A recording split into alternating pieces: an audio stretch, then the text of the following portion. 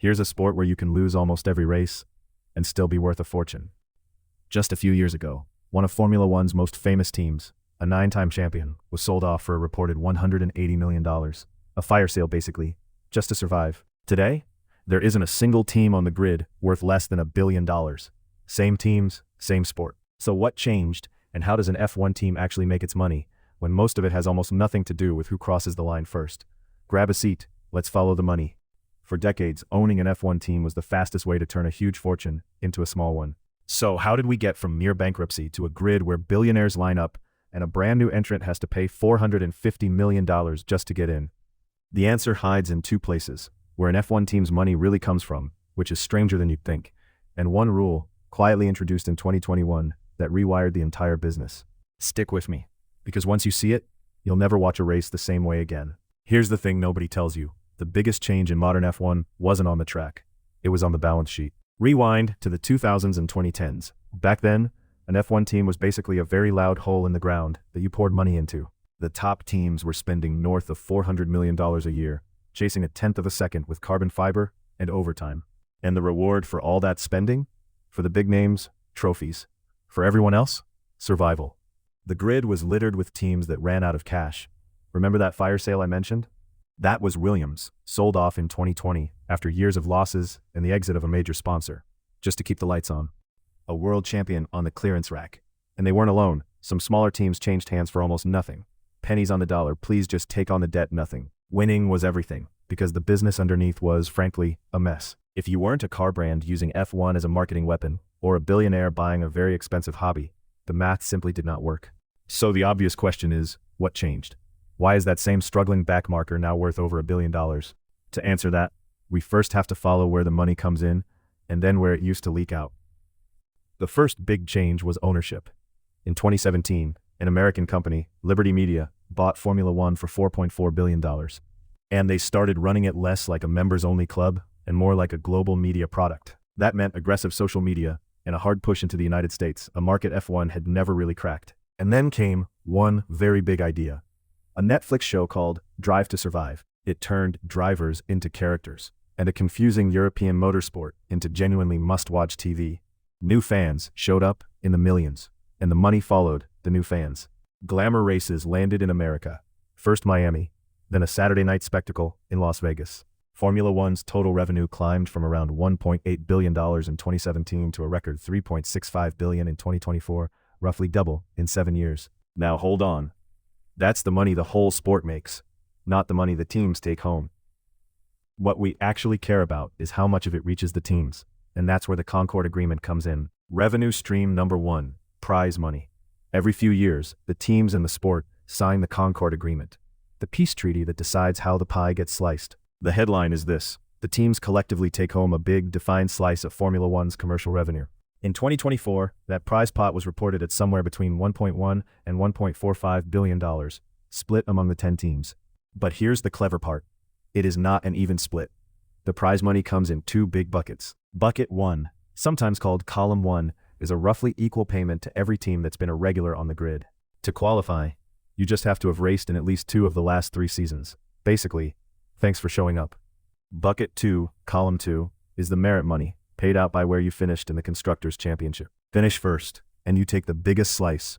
In 2024, the champions reportedly pulled in around 14% of the pot. Finish 10th, and dead last, you still get roughly 6% of it. Read that again. The worst team in Formula One still walks away with tens of millions of dollars just for finishing last. Try getting that in any other sport. And then there's Ferrari. Because of course, there's a Ferrari exception. Ferrari is the only team that's raced in every single season since 1950. So they get a special historical bonus nobody else gets. Reportedly north of $60 million a year just for being Ferrari. It got so juicy that in the next agreement, the other teams finally forced a cap on it. But notice what's happening. A huge chunk of a team's income lands in the bank before a single sponsor logo goes on the car, which brings us to those logos. Revenue stream number 2, sponsorship. And this is the big one. Look at a Formula One car, and you're not looking at a race car. You're looking at a 200-mile-an-hour billboard. Every inch of that bodywork, the driver's suit, the team kit, even the press conference backdrop, it's all rented advertising space. That's why the team names read less like sports clubs and more like a tech conference. Oracle, Red Bull, Mercedes, AMG, Petronas, Aston Martin, Aramco, and McLaren, whose title partner is now Google. These title deals are worth tens of millions a year each. Oracle's Red Bull deal has been reported at around 90 million a year. Add them all up across the grid, and team sponsorship is reportedly worth around $2 billion a year. Why so much? Because a sponsor here isn't just buying a logo, it's buying global status. A wealthy, slightly obsessive audience, following a 24 race calendar around the world. Plus that Netflix glow. A logo on a fast car gets seen by hundreds of millions of people in very expensive company. And here's a fun consequence. All that sponsor cash helps cover the enormous costs that sit outside the spending rules, including the drivers. Max Verstappen reportedly earns around $75 million a year. Hold on to that number. It's going to matter in a minute. And those aren't the only taps. The big car brands, like Mercedes and Ferrari, pour in extra support from the parent company, because the whole team is a rolling advert for the road cars they sell. On top of that, every team runs its own little economy. Merchandise, team kit, and eye-wateringly expensive hospitality, where VIPs pay a small fortune to watch from the paddock.